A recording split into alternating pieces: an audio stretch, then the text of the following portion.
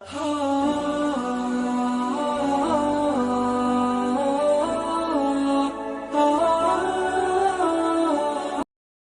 علاقے میں ایک جماعت گئی، ایک شیخ سے ملاقات کے لیے گئے تو گئے تو عالیشان بلڈنگ تھی اس کی، کئی کاریں بھی کھڑے ہوئے تھے، اطلاع کرے شیخ اوپر ہے تو جماعت ہے بولتے ویٹنگ روم میں رکائے، میں آ رہا ہوں ان کی جماعت وہاں رکھو۔ روم ایسا سجایا ہوا تھا کہ ساتھیہ دیکھے کہنے لگے شاید جنت بھی ایسی رہتی، اندازہ لگا روم کو دیکھ کے جنت یاد آ گئی، تو کیسے سجا کے ہے نا۔ شیخ صاحب آنے کے بعد ساتھیوں کو یہ بتائے کہ بھائی سب سے پہلا میری بات سنو کہ میرے تمام چیزوں کو دیکھ کے دھوکے میں مت پڑنا، یہ سب کچھ ہے لیکن دل کا سکون نہیں ہے، دل کا سکون ملنا کامیابی، موت کے وقت میں کلمہ نصیب ہونا کامیابی، خبر میں 3 سوال فرشتوں کا جواب دینا کامیابی، حشر کی میدان میں عرش کا سایہ ملنا کامیابی، 5 سوالوں کا جواب دینا کامیابی، ان صراط کا راستہ بجلی کی طرح پار ہونا کامیابی، ہمیشہ کے لیے جہنم سے بچ کے جنت میں جانا، یہ اصل کامیابی ہے، اس کا نام ہے کامیابی۔ باہر کے چیزوں سے کوئی تعلق نہیں، کامیابی ناکامیابی تعلق رکھتا ہے، اسی لیے اس کا ضابطہ یہ قانون ہے، جو ہمارے دل پہ چلے گا عزت کی چوٹی پہ رکھے گا۔ بنی اسرائیل اللہ تعالیٰ نے سارے عالم پہ فضیلت دیا، بنی اسرائیل وَأَنِّي فَضَّلْتُكُمْ عَلَى الْعَالَمِينَ، پورے عالم پہ فضیلت تھی بنی اسرائیل کی، لیکن یہ لوگ یہ اللہ کا دین کو چھوڑے، نفسانی خواہشات میں لگے، پھر اللہ نے ذلت کے گڑھے میں ڈال دیا، اور ہوا کیا، ان پہ اللہ نے ایک بادشاہ کو مسلط کیا، بخت نصر بادشاہ، اس نے شہر کو بھی آگ لگوایا، کئی لوگوں کو قیدی بنا کے جیل میں ڈال دیا، لیکن اللہ نے ایسی ذلت کے گڑھے میں ڈال کے نہیں کرے یہ کام، نبی کو ان میں بھیجے، دانیال علیہ السلام کو، دانیال نے دعوت دی ہے، دیکھو تم جو کر رہے یہ راستہ غلط ہے، یہ کامیابی کا نہیں، یہ عزت کا راستہ نہیں، نبی کی بات نہیں لیے، نہ مانے، نفسانی خواہشات پہ چلے، منمانی کی زندگی گزارے، تو پھر اللہ نے اس وقت بادشاہ مسلط ہوا اور اس نے ذلت کی گڑھے میں جیل کے اندر چلے گئے۔ اب نبی تھے دانیال علیہ السلام، بنی اسرائیل کو دعوت دینا شروع کرے، جہاں دعوت شروع ہوتی وہاں اللہ کی مدد آنا بھی شروع ہوتی، عبادت کے پیچھے اللہ کی مدد نہیں، دعوت کے پیچھے اللہ کی مدد ہے، کیونکہ دعوت کا مقام اللہ کے پاس بہت ہے۔ ہمارے نبی پاک صلی اللہ علیہ وسلم بیت اللہ کے سامنے نماز پڑھ رہے، کافر لوگ بیٹھے ہوئے تھے، ابو جہل نے کہا کہ کوئی ہے فلاں قبیلے میں کون کو ذبح کیا گیا، اس کون کی پیخانے کا اوجھڑی گندگی اللہ کے نبی کے اوپر ڈالے سجدے کی حالت میں، ایک دشمن اٹھا سیدھا گیا اور جا کے وہ پیخانے اوجھڑی کو لگا کے ہمارے نبی پاک صلی اللہ علیہ وسلم سجدے کی حالت میں ہے تو اوپر ڈال دیا، اب جس کے طفیل میں ساری کائنات بنی وہ نبی پہ گندگی پڑی ہوئی ہے، اور اللہ دیکھ رہا، جبرائیل کو نہیں بھیجے ہٹانے کے لیے، ابوبکر صدیق رضی اللہ عنہ یا فاطمہ نے، کسی نے آ کے اس کو دونوں میں سے ہٹایا گیا۔ ہمارے نبی پاک صلی اللہ علیہ وسلم دعوت دینے کے لیے طائف کے میدان میں گئے، امت سے پتھر سے مار کھائے، تو اللہ تعالیٰ نے 2 فرشتوں کو بھیجا، یہ قیامت تک آنے والوں کو بتایا کہ مدد دعوت کے ساتھ ہے، عبادت اپنے ذات کے لیے ہے، اور دعوت دینا، امت کی دعوت دینا یہ بھی اپنے ذات کے لیے ہے. اس امت کے دو کام ہے، ایک اپنے ذات سے دعوت دینا، عبادت کرنا، پھر اپنے ذات سے دعوت دینا. نبی دانیہ علیہ السلام جیل خانے میں تھے اور بنی اسرائیل کو دعوت شروع کر دی، دعوت دینا. اب دیکھو اب تو بھی توبہ کر لو، موقع ہے. تو پھر بنی اسرائیل میں ندامت آ گئی، سارے توبہ کرے اور جیل میں جو تعلیم کے حلقے شروع ہو گئے. نبی تھے اور اللہ کی شریعت بتانا شروع کرے، لوگ چلنا شروع کرے. تو پھر اللہ کی مدد آئی کیسا؟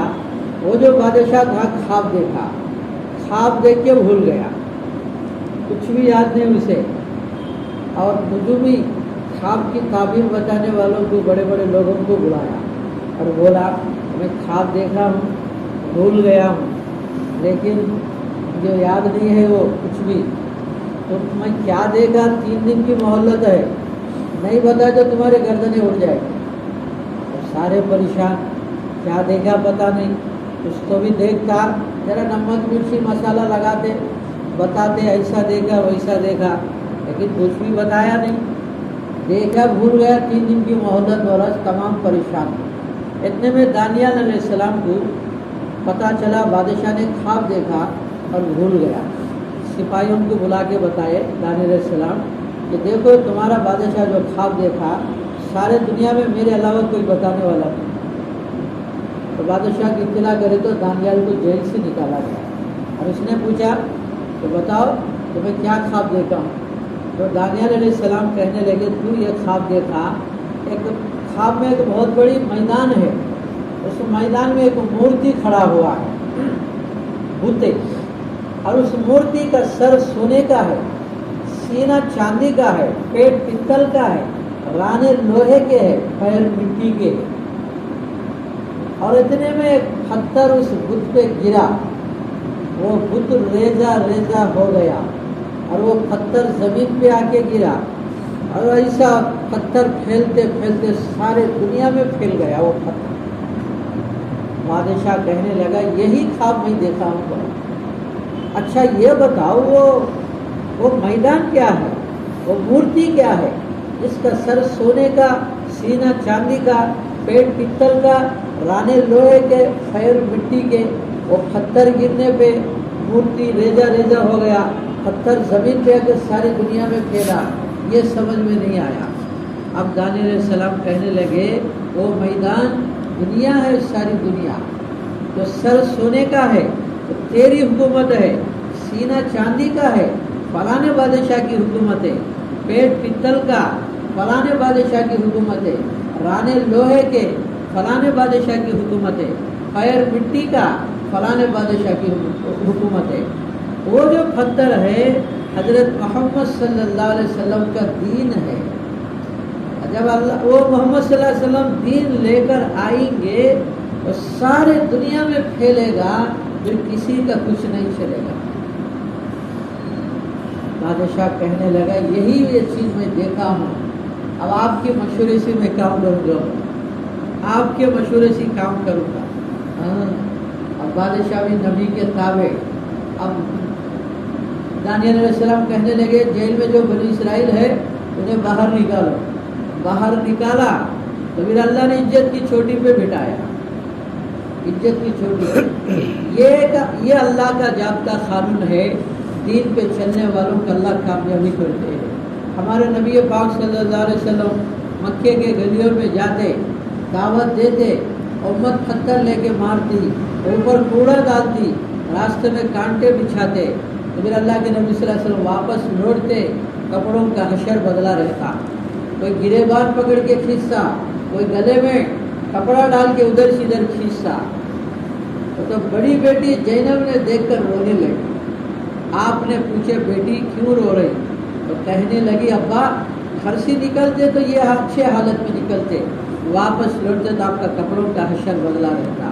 رونے لگی تو آپ نے فرمایا بیٹی زینب رونا متے، رو متے، ایک وقت آئے گا تیرا باپ لایا ہوا دین اللہ دنیا کی آخری کنارے تک پہنچائے گا، ہر کھال کے خیمے میں پہنچائے گا. اور بیٹی سن لے، میں لایا ہوا دین چاہے وہ عورت ہو مرد ہو، زندگی میں لیتے ہیں اللہ عزت کی چوٹی پہ رکھیں گے، اگر زندگی سے نکال دیے نہیں لیے اللہ ذلت کی گڑھے میں ڈالیں گے۔ میرے بھائیوں، کامیابی حکومت میں، مال میں، عہدوں میں ہوتا، ایران اور عراق خسر و خسرا جیسے آج امریکہ کو سپر پاور مانا جاتا ہے، اللہ کے نظروں میں تو ساری دنیا کی حیثیت ہے مکڑی کے جالے کے برابر ہے۔ اس زمانے میں وہ ایران اور عراق کو سپر پاور مانا جاتا تھا، صحابہ کے ہاتھوں میں آ گیا، صحابہ کے ہاتھوں میں آ گیا۔ جس میدان میں صحابہ اکرام رضی اللہ عنہ نکلتے کامیابی ان کے قدم چھوٹتی تھی۔ یہ دستور قانون ہے اللہ کا، یہ دستور اور قانون ہے۔ ان چیزوں میں اللہ تعالیٰ نے میرے بھائیوں کامیابی دے رکھی۔ دارالاسباب ہے، کمانے سے نہیں روکا گیا، کمانے سے، کیونکہ غریبی آدمی کو کفر تک بھی پہنچ جائے گی، غریبی کام سے بھی ہٹا دے گی۔ کوئی خاموش نہیں رہنا، دین کی محنت کرنے والے یا حرکت میں رہنا، دونوں دین دنیا دو بیلنس کر کے چلنا، توکل پہ نہیں گزارنا، یاد رکھو توکل پہ نہیں رہنا۔ سفیان ثوری رحمۃ اللہ علیہ کا نے ایک آدمی آ کے کہنے لگا میں تجارت کے لیے جا رہا ہوں، دعا کرو۔ دو تین دن کے بعد نظر آیا، گیا کیوں نہیں؟ وہ کہنے لگا گیا تھا، راستے میں ایک اندھا سانپ ہے، ایک چڑیا اس کے منہ میں کھجورے ڈال رہی۔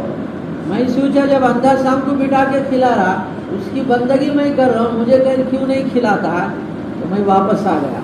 اب انہوں کہنے لگے ارے سانپ بننے کا خیال کہیں کو آیا تیرے کو، چڑیا بنتا تو۔ وہ چڑیا کھا رہا اور کھلا رہا، وہ سانپ تو محتاج بن کے ہے۔ حضرت عمر قوم کے پاس ہی گزرے، پوچھے کچھ کام نہیں کرتے وہ لوگ، بھائی کون بھائی تم کہتے ہو؟ متوکلین کے، اللہ کے ذات پہ بھروسہ کرنے والے کے۔ تو بولے تم تو جھوٹے ہیں، اللہ کے ذات پہ وہ بھروسہ کرتا ہے زمین میں بیج ڈالتا ہے، اللہ کے ذات پہ بھروسہ کرتا ہے، تم کچھ بھی نہیں کرے، اللہ کے ذات پہ بھروسہ کر کے دعویٰ کر رہے کہ ہم متوکلین، تم تو قوم پہ بوجھ بن کے بیٹھے ہیں، تم تو قوم پہ بوجھ بن کے بیٹھے ہیں، تم یہ کھانے والے بنو اور کھلانے والے بھی بنو۔ اس کے لیے میرے بھائیوں یاد رکھو اس بات کو، جانے کے بعد دنیا لنسی خوب حرکت میں رہنا، اور دینی لنسی بھی اللہ کے گھر کو وقت دیتے رہنا۔ دیں گے اور کون دیں گے؟ ماشاءاللہ سب دے دے، آتا تو اٹھا دے، مقام پہ گئے تو پتہ چلتا، ارے کہاں ہے کوئی ڈھونڈ لینا پڑتا کہ کیا بھائی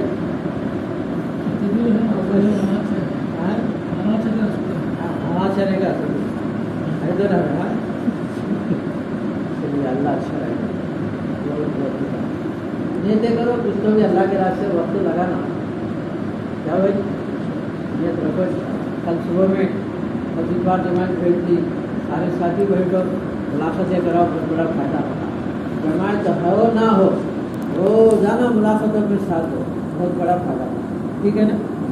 دعا پڑھیں۔